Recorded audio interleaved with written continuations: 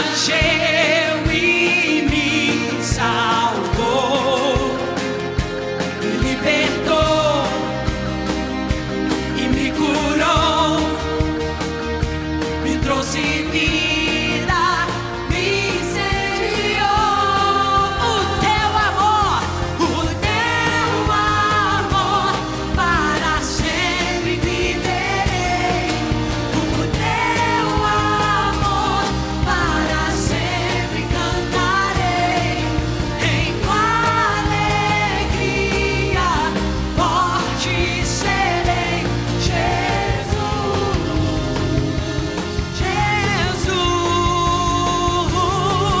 o teu amor para sempre viverei. O teu amor para sempre cantarei. Em tua alegria forte serei. Jesus, és o meu maior amor. Vamos declarar nessa manhã bem forte. Ao que se assenta no trono e ao Cordeiro seja a honra, a glória e o poder para sempre. Cante comigo. Ao que se assenta no trono e ao Cordeiro seja a honra, a glória e o poder para sempre. Mais uma vez, uma só voz, mais uma vez, vamos lá. Ao que se assenta no trono e ao Cordeiro seja a honra, a glória e o poder para sempre. Ok, agora mais forte, todas as vozes. Ao que se assenta no trono e ao Cordeiro seja a honra, a glória e o poder para sempre. Última vez, vamos lá. Ao que se assenta no trono e ao Cordeiro seja a honra, a glória e o poder para sempre. O teu amor para sempre cantarei.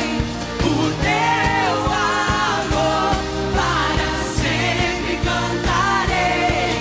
Em tua alegria forte serei. Jesus, Jesus, o teu amor para sempre viverei. O teu amor para sempre cantarei. Em tua alegria forte serei. Jesus, és o meu maior amor. Aleluia! Uma salva de palmas a Ele. Aleluia! Exaltado seja o teu santo nome. Desde a primeira vez que eu escutei essa canção cantada alguns domingos atrás, que a Nayara ministrou, eu já ouvi também os adolescentes cantando aqui, quando eu estou trabalhando na quinta-feira, o Amplify. E essa mensagem falou muito forte no meu coração. E eu sempre gosto de cantar hinos que falam no meu coração. Vocês já estão cansados de saber. Mas eu escolhi esse hino nessa manhã porque realmente é só Ele. É tudo Ele. Ele é Senhor na minha vida e na sua vida. Adore Ele nessa manhã.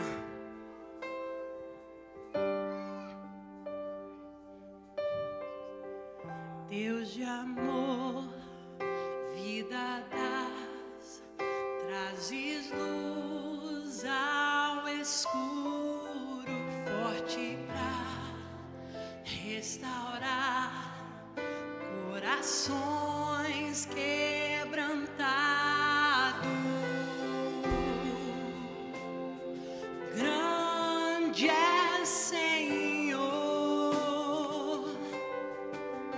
é o teu respirar, dando vida a mim pra te adorar.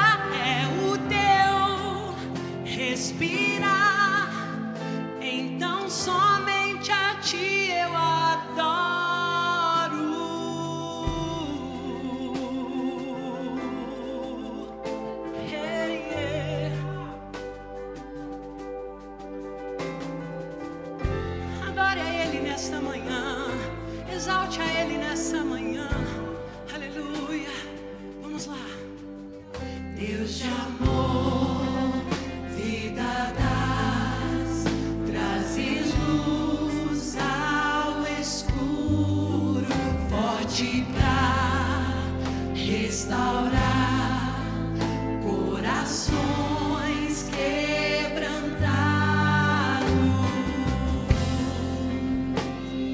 Grande é Senhor, é o teu respirar, dando vida a mim pra te adorar. É o teu respirar, então somente a ti eu adoro. É o teu respirar, dando vida a mim pra te adorar. É o teu respirar, então somente a ti eu adoro. Mais uma vez do começo, mais uma vez do começo.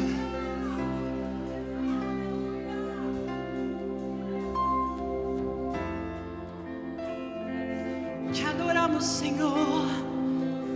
Hey, Deus de amor, Deus de amor, vida dá, trazes luzes luz ao escuro, forte pra restaurar corações quebrantados.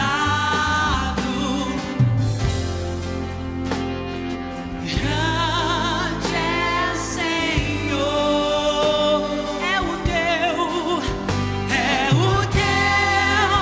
respirar, dando vida a mim pra te adorar. É o teu respirar, então somente a ti eu adoro.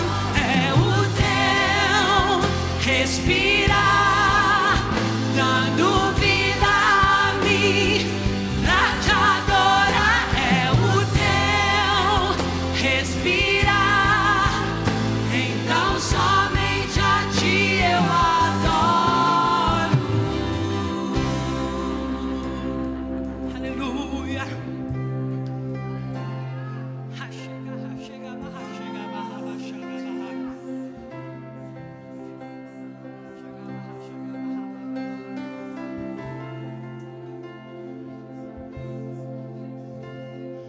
Toda a terra louvará, os ossos secos vão cantar. Grande é Senhor, aleluia.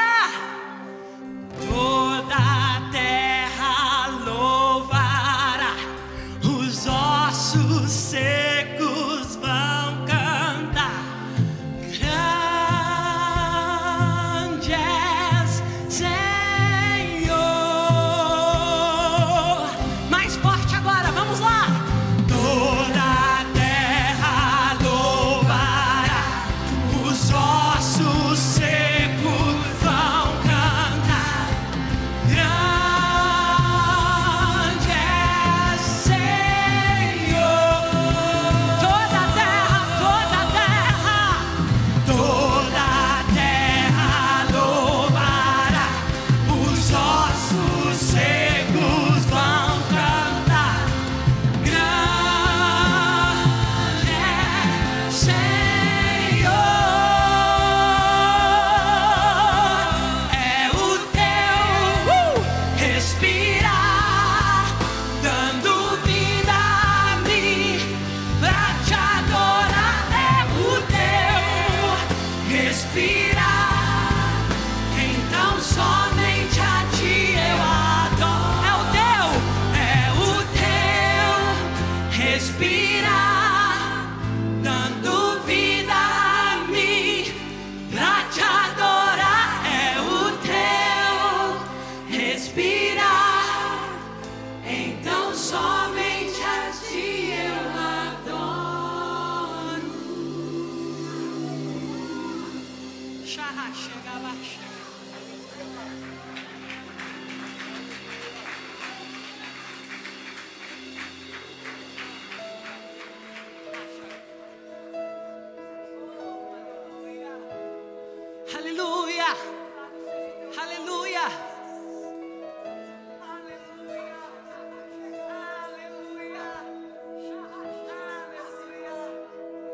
Adore Ele nessa manhã.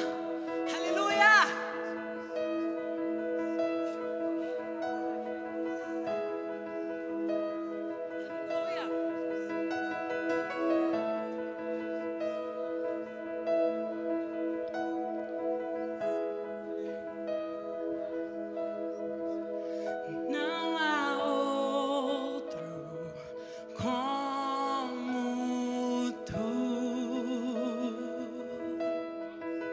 Soberano e fiel, não há outro como tu, reina sobre a terra e céu. Tu és o alfa e ômega, início e fim. És o ar que eu respiro, tudo pra mim. Tu és Jesus, tu és Jesus.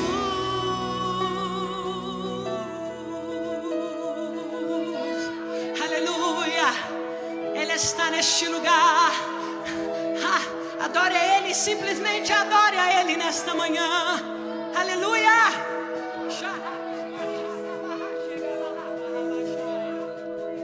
Não há outro como tu, soberano e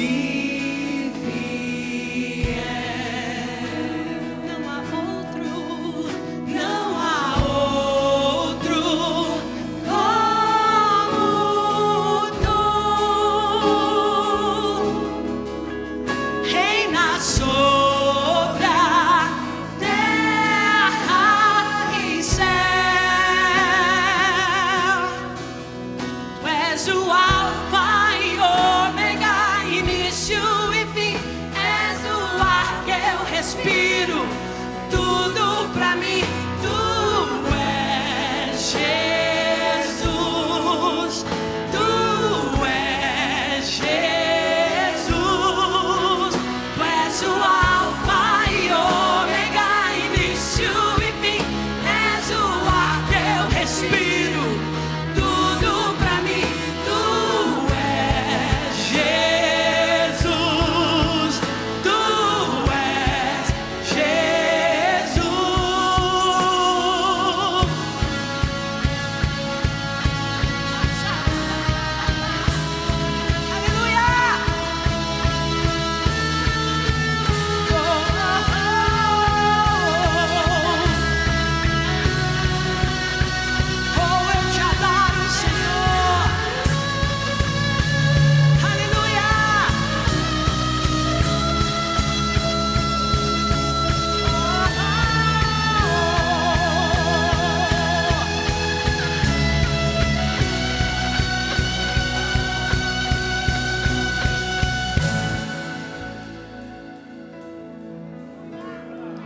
Alfa e ômega, início e fim, tudo pra mim, tudo pra mim. És o alfa e ômega, início e fim, tudo pra mim, tudo pra mim. És o alfa e ômega, início e fim, tudo pra mim, tudo pra mim. És o alfa e ômega, início e fim, tudo pra mim, tudo pra mim. És o alfa e ômega, início e fim.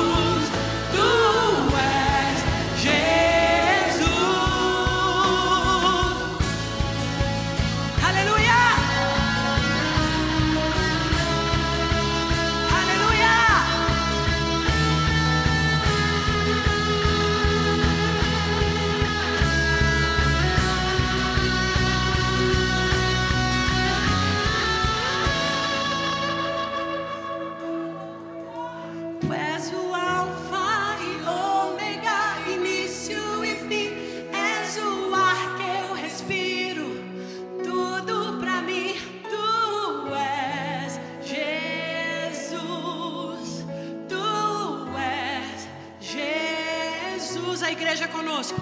És o Alfa e Ômega, és o ar que eu respiro, tudo pra mim, tu és Jesus, tu és Jesus, só tu és, tu és Jesus.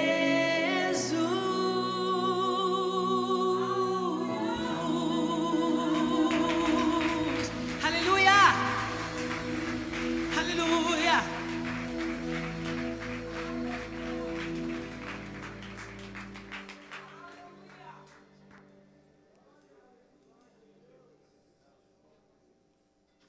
Glória a Jesus. Feche seus olhos. Pai, te adoramos, te louvamos, Senhor.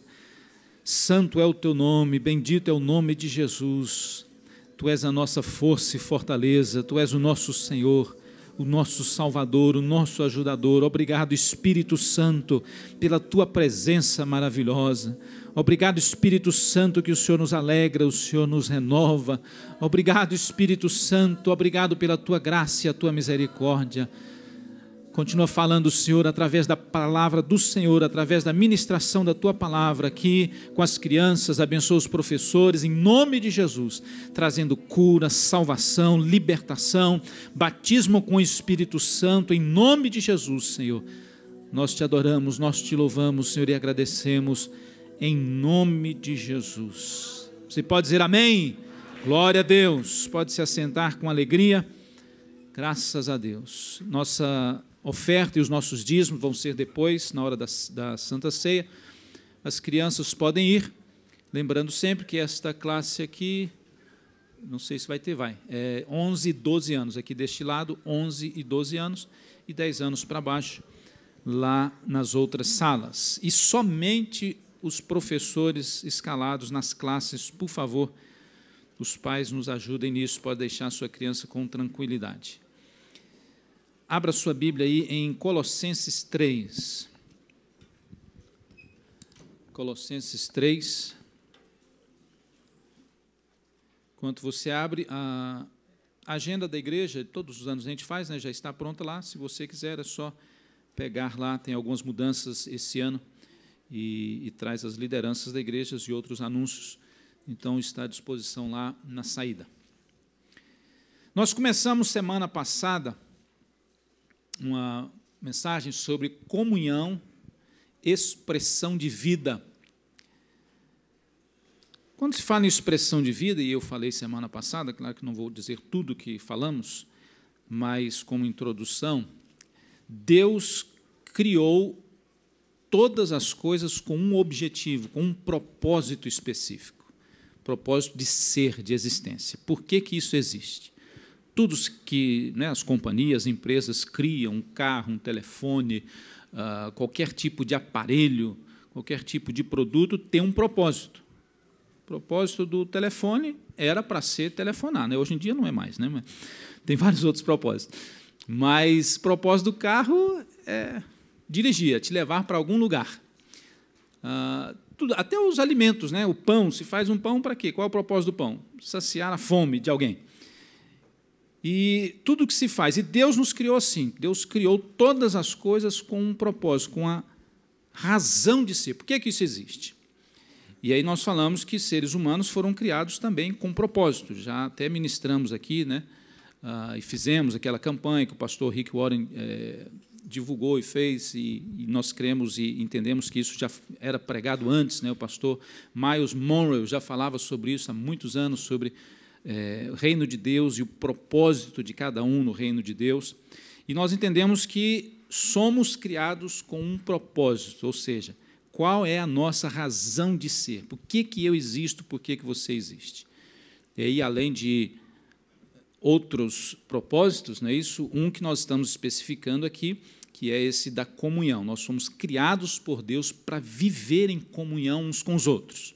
Só que aí entra o pecado e quebra a realização desse propósito, como outros propósitos que Deus nos criou para viver para Ele, para honrar a Deus, para servir a Deus, servir uns aos outros, para proclamar o Evangelho, para anunciar as boas novas.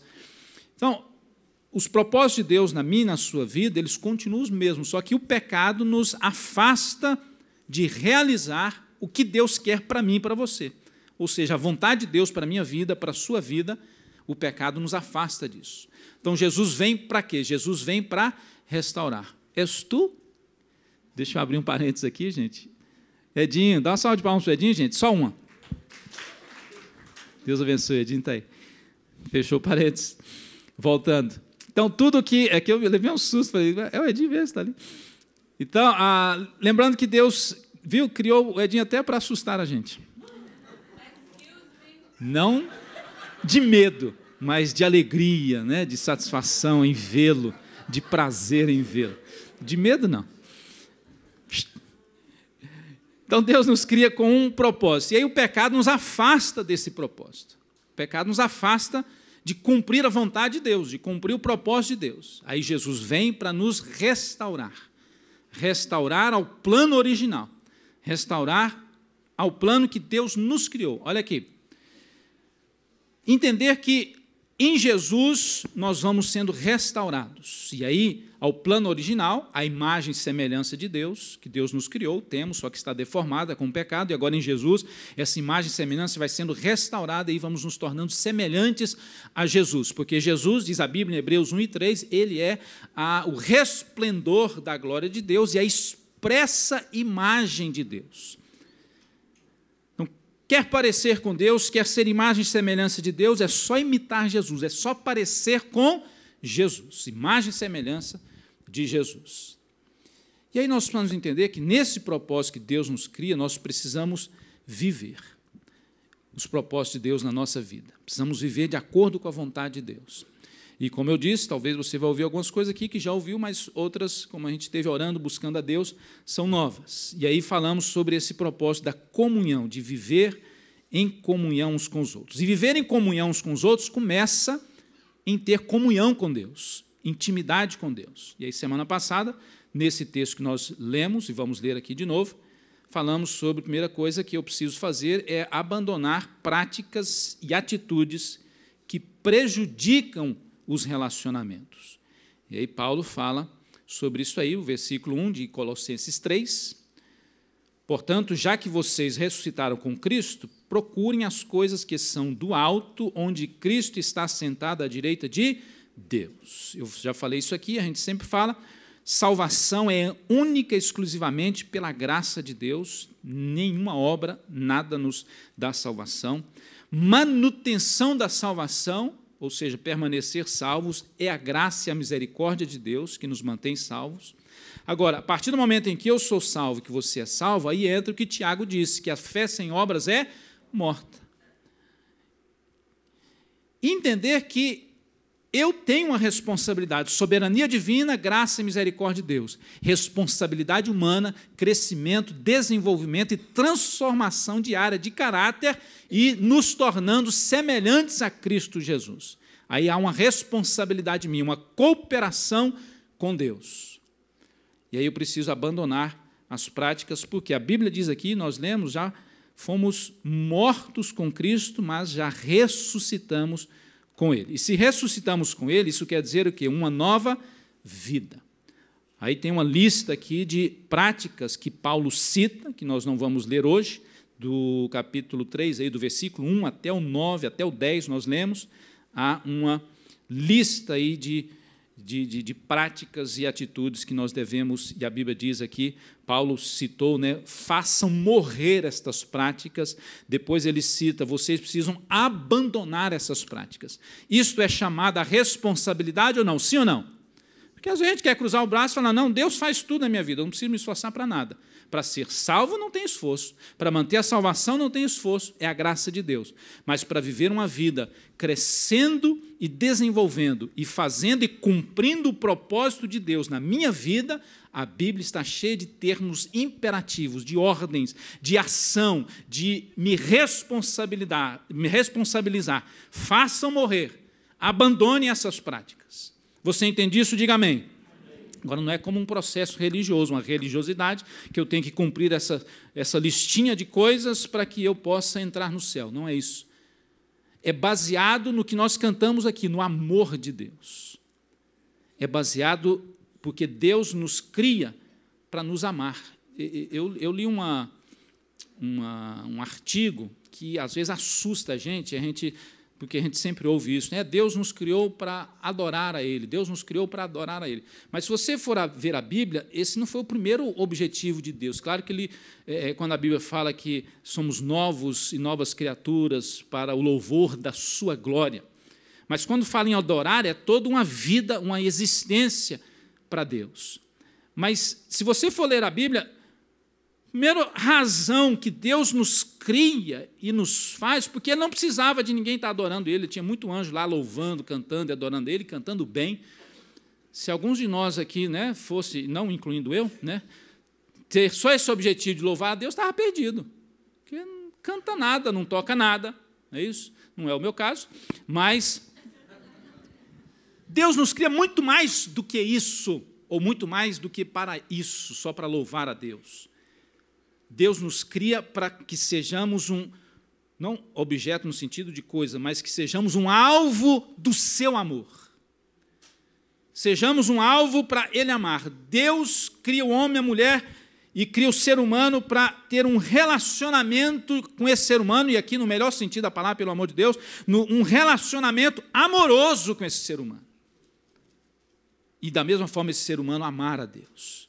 Então, eu e você fomos criados para ser amados por Deus e para amar a Deus.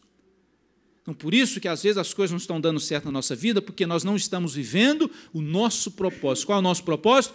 Amar a Deus. Aí existem expressões de amor a Deus, na prática, não é só falar. Expressões de amor a Deus na prática. Eu fui criado para amar a Deus. Então, como é que eu expresso esse amor a Deus? Adorando a Deus, honrando a Deus, agradando a Deus. Paulo diz lá em 2 Coríntios, capítulo 5, versículo 9, que ele tem como propósito de agradar a Deus. O propósito dele é agradar a Deus, o nosso propósito. Louvar a Deus, agradecer a Deus, viver em comunhão uns com os outros, é uma demonstração de amor a Deus. Vou quebrar o galho, né, e vou amar o irmão ali, perdoar a mão. Você acha que você está fazendo algum favor para você ou para o irmão? Você simplesmente está demonstrando o seu amor para Deus em cumprir o propósito da sua existência. Dar dízimo e ofertas é demonstração de amor a Deus. Pastor, não fala de dízimo e oferta hoje, não. Eu trouxe um convidado, pela primeira vez que ele está vindo, e eu falei para ele que lá na nossa igreja fala pouco de dinheiro. Então é hoje que ele vai ouvir. Às vezes a gente dá dízimo e oferta e acha que está fazendo um grande favor para a igreja. Vou fazer um favor para o pastor, fazer um favor para os irmãos, para a igreja. Estou ajudando, né? Vou dar uma oferta aqui, vou dar o meu dízimo aqui. Acha que está fazendo um grande favor para a igreja. Deixa eu te dar uma boa notícia. Você não está fazendo para te tirar o peso do favor. Você não faz favor nenhum para mim, para a igreja, para ninguém, quando você dá o seu dízimo e oferta. Você faz um favor para si mesmo, porque é uma demonstração, se é sincero e é de coração, é uma demonstração de amor a Deus, então você está cumprindo o seu propósito de existência. Ou seja, conclusão, na lógica, você ao dar o seu dízimo e oferta, você está cumprindo o seu propósito de vida, de existência, porque você está demonstrando a Deus que você o ama e que Deus é muito maior e é mais significativo para você do que simplesmente o dinheiro. Eu e você precisamos viver para Deus. E aí outra coisa aqui, a comunhão, além de abandonar as práticas que nos atrapalham os relacionamentos, precisamos considerar todos de igual forma. Vamos ler aí o versículo 10 e 11, Colossenses 3, deixa a sua Bíblia aberta. Depois você lê aí do 1 ao 10, depois, agora não, mas vamos ler o 10 e o 11. E se revestiram do novo, eu vou pegar o 9 porque é um complemento. Não mintam uns aos outros, isso aí é uma prática. Visto que vocês já despiram do velho homem, ou seja, a velha natureza, a velha vida, com as suas práticas. E se revestiram do novo, nova vida. Agora o Espírito Santo habita na sua vida, na minha vida. O qual está sendo o quê? Renovado em conhecimento, à imagem do seu Criador, que a gente acabou de falar. E você precisamos entender que a vida cristã não é estática, static, A vida cristã não é congelada. Você entregou sua vida para Jesus, Jesus te salvou, te libertou, te curou, nova vida, todas as coisas ficaram para trás, então agora pronto, eu não preciso fazer mais nada, eu não preciso crescer mais nada, eu vou desse jeito até Jesus voltar. A vida cristã, ela é dinâmica. Toda a Bíblia mostra que há um dinamismo, um movimento. A Bíblia mesmo diz e fala isso sobre Deus. Jesus falou isso sobre o Pai. Ele disse, o meu Pai trabalha até agora e eu trabalho também. Não para de crescer, não para de ter guerra e batalha espiritual, não para de orar, de buscar a Deus, de jejuar, não como uma religiosidade, mas como um relacionamento e um desenvolvimento e um crescimento em conhecimento que vai resultar a imagem de Cristo refletida na minha vida e na minha vida através daquilo que eu faço e daquilo que eu falo. Você entende isso? Diga amém. Diz aí, renovado em conhecimento. Quer dizer que tem que estar sempre renovando esse conhecimento de Deus, e esse conhecimento aqui fala de não só saber acerca. Lembra, eu falei aqui que no Antigo Testamento a palavra ignorância era traduzida também como trevas, escuridão. E o diabo trabalha e age nas trevas, no falta de conhecimento. No Novo Testamento, a palavra conhecimento também ela é levada a entender de luz, fala de luz, de claridão, houve um esclarecimento, e Jesus trabalha e atua na luz, Ele é a luz. Então, esse conhecimento, e a Bíblia diz, conhecereis a verdade vos libertará. Esse conhecer a verdade é no sentido de você ter uma intimidade com aquele conhecimento e praticar aquele conhecimento. Viver na prática, não é só saber acerca de alguma coisa. Deixa eu falar um negócio aqui que eu já falei e vou falar de novo. No Antigo Testamento também a palavra conhecimento é traduzida, e era, por penetração. Escandaliza, não? A mesma palavra que fala em Oséias, conheçamos e prossigamos em conhecer ao Senhor, é a mesma palavra que fala com Adão e Eva, e eles conheceram um ao outro e tiveram filhos. É a mesma palavra que fala para Abraão e Sara, e eles conheceram e tiveram um filho. Todas as vezes que a Bíblia fala de um casal que se conheceram um ao outro e tiveram filhos, é a mesma palavra, conhecimento, que traduz, e aqui com muito respeito, penetração. O que a Bíblia quer dizer com isso? Que Deus nos cria para nos amar e para viver em comunhão tão íntima conosco, de que isso se torna, quando o homem, Deus falou isso, o homem e uma mulher, eles vão se casar, lá em Gênesis 2, e aí eles vão, o pai vai deixar pai e mãe, vai se juntar à sua mulher, e ambos se tornarão o quê? Uma só carne. Quando Deus nos cria e quer que nós o conheçamos e tenhamos intimidade com Ele, é essa ideia de que eu, você, nós e Deus e Jesus sejamos um em Cristo Jesus, o nosso Senhor. Não que sejamos vários separados, cada um de um jeito, e Jesus, não, esse é o meu Jesus, não, esse aqui é o meu Jesus, não, aquele é o meu. Eu, a igreja, eu, você, nós, igreja do Senhor e Jesus Cristo, sejamos um em Cristo Jesus. Por que em Cristo? Porque Ele é o referencial de comunhão. E aí, da mesma forma, nós, como igreja do Senhor Jesus, viver em comunhão uns com os outros, em santidade, em amor, segundo o referencial de Jesus.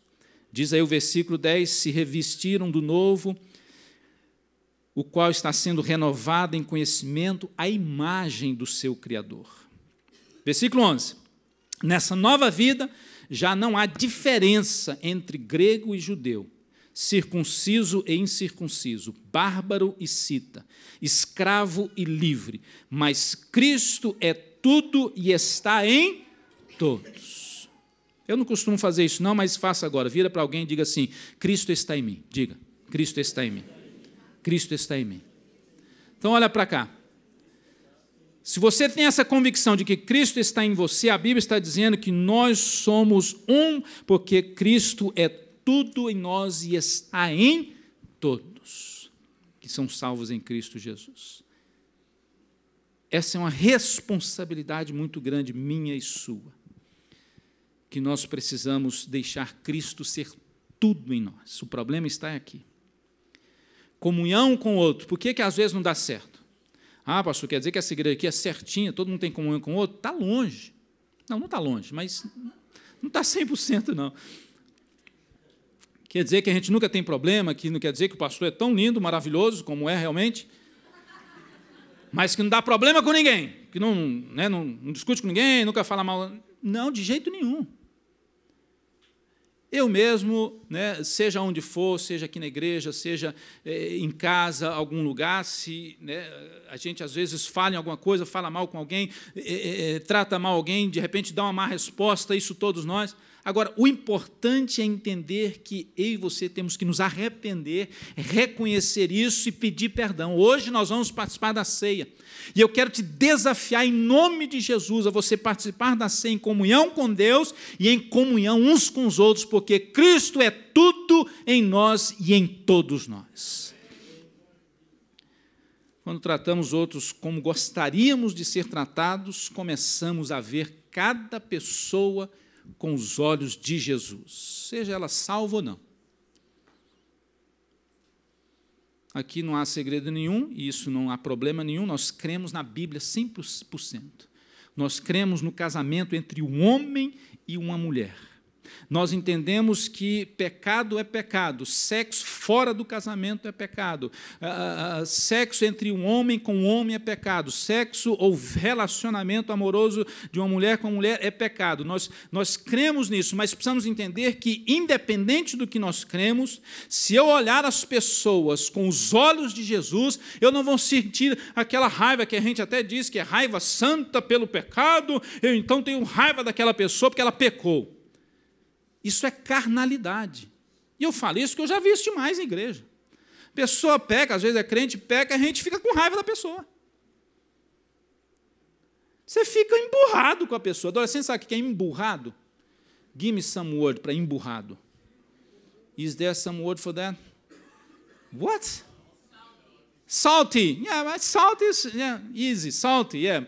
Mas it's okay. A gente fica emburrado, a gente fica com raiva da pessoa, a gente olha para a pessoa atravessada, a gente às vezes nem quer cumprimentar a pessoa, porque ela pecou. Então, se ela pecou, ela tem que, a gente tem que, não pode cumprimentar não, tem que dar um gelo. Eu só vejo Jesus tratando as pessoas, pecadores, e seja qual for a classe, com olhos de amor e compaixão, principalmente o pecador. Agora, quem ele tratava com rigidez e severidade era hipócrita, fariseu e fingido. Quem dizia que era santo e vivia uma vida completamente contrária à palavra de Deus, os fariseus. Agora, com quem era fraco, pecador, não que ele queira que a pessoa continue fraca e vivendo no pecado, pelo contrário. Para uma mulher pecadora, ele teve compaixão, amor, perdoou e disse para ela, os teus pecados estão perdoados, vai e não peques mais, ou seja, precisa ter mudança. Mas a mudança começa com uma expressão de compaixão e amor. Por quê? Porque Deus nos criou, a princípio, em primeiro lugar, com o propósito de nos amar. Então, a primeira expressão de Jesus, de Deus, para o pecador, não é ódio, não é raiva, não é ira, é amor e compaixão por aquele pecador. E essa deve ser a minha e a sua expressão para alguém que está em pecado, seja a pessoa salva ou não salva, seja quem for vivendo o estilo de vida que estiver vivendo, seja lá no mundo acabado, como a pessoa estiver vivendo, primeira reação minha e sua, e isso demonstra comunhão uns com os outros e amor a Deus, é tratar todos iguais e ver aquela pessoa com os olhos de Jesus, entendendo que há um potencial que Deus plantou naquele coração e daqui a pouco aquela pessoa, com o amor de Deus, a graça de Deus, a salvação de Jesus, vai se tornar alguém de bênção na presença do Senhor nosso Deus. Amém? Jesus tratava todos com o mesmo amor, e assim devemos tratar todos com alegria e sem restrição. Lucas 6,38 diz, deem e lhes será dado. Parece que está um versículo aqui fora do contexto, mas já você vai entender. Deem e lhes será dado uma boa medida, calcada, sacudida, transbordante será dada a vocês. Pois a medida que usarem também será usada para medir vocês. Às vezes a gente usa esse versículo só para questão de finanças. E está certo para investir no reino de Deus, para investir, né, nos nossos dízimos e ofertas. Mas eu quero usar esse texto aqui e mostrar que Jesus está falando um princípio aqui de vida em geral. Jesus está falando de um princípio aqui de como eu devo viver em todas as áreas da minha vida, ou seja, ser generoso em todas as áreas da minha vida. Pois a medida que vocês usarem também será usada para medir vocês. Se você mede alguém com restrição e com fingimento e com, fugiu a palavra, prejudice, com, what? Preconceito, thank you, viu? Com preconceito, à medida com que vocês medirem os outros, medirão vocês também. Então, do jeito que eu julgar a pessoa, medir a pessoa, fazer com a pessoa, ou seja, é o princípio que lá em Gálatas está escrito da semeadura. O que eu semear, isto eu vou ceifar, é isso que eu vou colher. Então, se eu semeio coisas ruins, se eu semeio restrições, se eu semeio preconceitos, falta de amor, falta de perdão, é o que eu também vou ser medido. Romanos 12:10 diz assim, olha, amai-vos cordialmente uns aos outros, com amor fraternal, preferindo-vos em honra uns aos outros. Gente, a gente precisa ter aqui ainda uma mensagem, um curso sobre honra. O pastor Ben-Hur ministra sobre isso, acho que o pastor Marcos também, não me lembro se é o pastor Marcos também que já... Mas princípio de honra, que aí entra princípio de autoridade espiritual também, mas princípio de honra, de honrar uns aos outros, independente da posição da pessoa. Você pode ser o chefe da pessoa e a pessoa o seu empregado, mas existe um princípio de honra. Você, patrão, honrar aquela pessoa dentro, evidentemente, do princípio da palavra de Deus.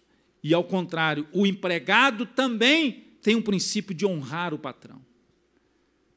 Na igreja, da mesma forma, honrar uns aos outros, preferindo-vos em honra. O que a Bíblia está dizendo? É melhor eu honrar um ao outro, eu preciso escolher isso. É preferível honrar um ao outro que desonrar a pessoa. Seja com palavras, seja com comentários, seja com Facebook, seja com o que for, seja pessoalmente, seja verdade ou mentira. Há uma preferência. Honrar uns aos outros. Portanto, dai a cada um o que deveis. A quem tributo, tributo, e quem imposto, imposto, a quem temor, temor, a quem honra, honra. Romanos 13:7. É um princípio da palavra de Deus para que eu possa viver a comunhão verdadeira dentro desta questão de tratar e considerar todos iguais. 1 Pedro 2,17. Honrai a todos. Diga assim, honrai a todos. Diga assim, eu devo. Mas diga com coragem, que nem crente. Diga, eu devo honrar a todos. Aí continua dizendo, amai a fraternidade, temei a Deus. E aí fala especificamente, porque às vezes as pessoas pensavam que tinha que honrar um ao outro aqui, e não precisava honrar a autoridade, o rei, o prefeito, seja quem for. Aí Pedro vem e especifica. Olha, como que dizendo, não é só quem você gosta que você tem que honrar, não. Não é só quem você acha que merece a sua honra que você tem que honrar, não. Aí diz, porque o contexto aqui, Israel, os israelitas, não tinham rei naquela época que Pedro escreveu. Porque seria fácil, não, honrar o rei, quer dizer, o rei nosso, o rei de Israel. Não. Ele está falando de um rei pagão, de um rei que não era israelita, de um rei de uma nação que estava oprimindo a nação de Israel. Aí o negócio fica mais difícil ainda. Como é que eu vou honrar um cara que está nos oprimindo? Como é que eu vou honrar um rei que está tomando as nossas terras, que pega tributo nosso, imposto nosso? É isso que Pedro está dizendo. Ele está querendo dizer o quê? Honrar a todos, independente se você gosta ou não gosta, independente se a pessoa te faz bem ou se te faz mal, independente se a pessoa está fazendo o que você gosta ou o que você não gosta, está dizendo aqui, honrai ao rei. Dê cuidado, dê atenção, dê estímulo, dê palavras de conforto e de bênção, é uma maneira de honrarmos uns aos outros. E aí diz, Tiago 2, 1-3, considerar a todos com respeito, sem discriminar. Eu não li o texto, só estou dizendo o que o texto diz. Considerar a todos com respeito. Quando fala todos, no grego, quer dizer todos. É muito profundo. É difícil de entender o grego quando fala todos. Tem que haver assim uma exegese, um estudo muito profundo para entender a palavra todos. Você entendeu agora? O que quer dizer todos? Todos quer dizer o quê? Todos. Viu? É simples do jeito que parece. E aqui vem esse princípio de que a comunhão é tratar todos iguais, nesse sentido de que eu não devo tratar com amor, com respeito, com honra, com compaixão, só quem eu acho que deve, ou só quem eu acho que merece. Na realidade, ninguém merece. A graça de Deus nos alcança. E aí é entender que é esse princípio, eu preciso amar e honrar as pessoas, independente de quem eu sou, independente do que elas são ou fazem. Mesmo que eu entenda que a pessoa, de repente, viva numa vida de pecado, mas eu vou falar a verdade com ela e eu vou confrontar o erro, o pecado dela, mas com amor e compaixão, não com arrogância e com raiva e com ódio, mas com amor e com compaixão. Terceiro lugar, e a gente termina, para nós participarmos da ceia. E eu sei que agora você está assim, morrendo de vontade, ou vivendo de vontade, de dar um abraço em alguém aí e de praticar a sua comunhão. Mas espera um pouquinho aí. Versículos 12 e 14, e a gente vai finalizar aqui. Colossenses 3, agora o 12 e o 14. Portanto, como povo escolhido de Deus. Quem aqui é povo escolhido de Deus, fala amém. Se você não é e não fala amém, não se sente parte do povo escolhido de Deus, você pode fazer isso hoje, entregar sua vida para Jesus, reconciliar-se com Jesus, voltar para Jesus para ser parte do povo escolhido de Deus, que é santo e amado. Revistam-se de profunda compaixão, de bondade, humildade, mansidão e paciência. Hoje foi ministrado aqui na Escola Dominical sobre paciência e sobre dissensões, né, o contraste. Venha à Escola Dominical, eu te desafio, eu te convido, eu te convoco, eu te digo, venha à Escola Dominical, traga os seus filhos, está sendo uma bênção, 9h30 às 10h30. Antes tem o café da manhã, não é isso? Café da manhã, antes da Escola Dominical, venha, está sendo uma bênção para a nossa vida. E aí diz, versículo 13, suportem-se uns aos outros e perdoem as queixas que tiverem uns dos outros. Perdoem como o Senhor lhes perdoou. Deixa eu falar uma coisa aqui. Eu ouvi alguém falando isso um dia, não lembro agora quem foi. Mas, de repente, você diz, não, já fiz tudo. Já fiz tudo por aquela pessoa, não teve jeito, mas já fiz de tudo. Aí o pastor pegou e falou assim, mas você não fez tudo, não. Eu não acredito, não. Eu falei, não, já fiz tudo. Não, não fez tudo, não, porque há um princípio, e aqui já é o meu complemento, né, eu me lembro exatamente como é que foi o que eu vi, mas há um princípio que diz que devemos amar uns aos outros e suportar uns aos outros e perdoar uns aos outros, como o Senhor perdoou. Como é que o Senhor nos perdoou? Fala para mim. Não, fala. Como é que Ele nos perdoou? Morrendo na cruz, dando a sua vida. Claro que ninguém vai precisar morrer na cruz aqui mais. Mas quer dizer o quê? Ele foi ao máximo de um sacrifício. Talvez a gente pense, não, já fiz tudo, mas será que você já foi ao máximo do sacrifício? Não dizer que você tem que morrer pela pessoa literalmente, mas às vezes tem que morrer, não espiritualmente, mas às vezes tem que morrer figuradamente, às vezes tem que morrer um desejo, às vezes tem que matar uma vontade, às vezes tem que matar, como a Bíblia diz aqui nesse texto, tem que fazer morrer alguma prática que ainda não morreu. Então nós entendemos que sempre haverá algo a ser feito. Esse ponto aqui, a comunhão é colocar em prática a vida de Jesus. O que eu falei na comunhão como expressão de vida? Comunhão como expressão de vida significa que eu e você precisamos abandonar as práticas que atrapalham e prejudicam os relacionamentos. Comunhão como expressão de vida, nós precisamos considerar todos de igual forma, todos são iguais, precisam ser tratados com amor e com compaixão. E em terceiro e último lugar aqui, comunhão é colocar em prática a vida de Jesus. Comunhão como expressão de vida. Como é que eu faço isso? Pôr em prática o que Jesus viveu. Pôr em prática a vida de Jesus. Vamos terminar aí o texto?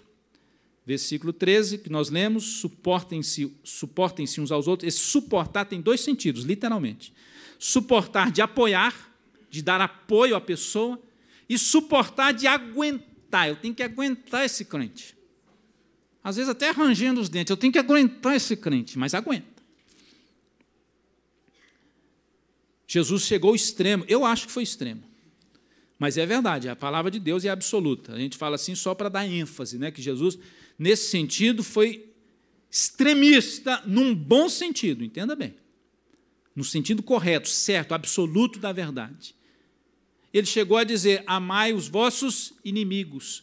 O negócio é que às vezes a gente não para pensar um pouquinho. Quando Jesus está falando aquilo, eu já citei aqui, ele está falando para um grupo de pessoas que tem os romanos como inimigos, tem os gregos como inimigos, eles têm um império dominando, machucando, ferindo, um império oprimindo eles o tempo todo, e eles consideram aquelas pessoas inimigas, além dos outros próprios judeus que eles não tinham amizade e tinham inimizade. Quando Jesus disse isso, ele está falando o seguinte, olha, esses romanos aí que pisam em vocês, que humilham vocês, que oprimem vocês, que roubam vocês, que fazem um monte de injustiça com vocês, que matam vocês, esses inimigos aí, eu estou dizendo para vocês, amem esses inimigos. Gente, não é um trem doido? E aí ele diz, abençoe os que vos amaldiçoam e orem pelos que vos perseguem. Isso é viver na prática a vida de Jesus. É fácil? Não. Começar, você acha que eu vivo isso aí assim 100%? Ainda não, mas esse é o nosso alvo. Uai, pastor, se eu não vivo isso aí, como é que eu vou viver? Porque eu não sou melhor do que você, nós somos iguais. Aí, se eu erro em alguma coisa, eu preciso entender o seguinte, o meu alvo é Cristo. Isso não vai me fazer parar, porque não são os meus erros e pecados que definem quem eu sou em Cristo Jesus, mas é a graça e a misericórdia de Deus e a identidade de Cristo na minha vida, é a presença do Espírito Santo que define quem eu sou em Cristo Jesus, filho ou filha de Deus. Você pode aplaudir a Jesus por isso? Fique em pé em nome de Jesus. Nós vamos orar. Feche seus olhos, em nome do Senhor, e reflita agora nessa palavra. Comunhão como expressão de vida. Eu preciso pôr em prática a vida de Cristo. Diz o versículo 14, ouça com os olhos fechados, acima de tudo, revistam-se do amor, que é o elo, o vínculo, a liga da perfeição. E nós lemos aí que ele falou da compaixão, da bondade, da humildade, da mansidão, da paciência.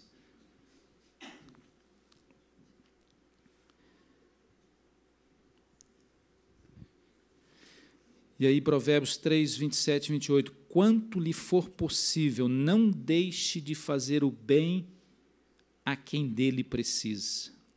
Não diga ao seu próximo, volte amanhã e eu lhe darei algo, se pode ajudá-lo hoje, ou seja, dentro do que estamos falando, se pode resolver a situação hoje. Você está aqui nesta noite, agora é um momento de oração, de intercessão, de guerra espiritual também. Você ainda não tem Jesus, você ainda não tem comunhão com Jesus. Talvez você até pense, não, eu vou à igreja, eu conheço Jesus, mas talvez você nunca assumiu um compromisso com Ele. Talvez você está afastado de Jesus, distanciado de Jesus, desviado do Senhor. Retorna hoje para Jesus. Você tem essa grande oportunidade hoje, que Deus te dá. Não sou eu que estou te dando, não, é Deus que está te dando. De entregar a sua vida para Jesus, de se oferecer a Jesus. E dentro deste apelo, eu queria também, antes de participarmos da ceia, e estaremos orando, ninguém vai estar vigiando ninguém.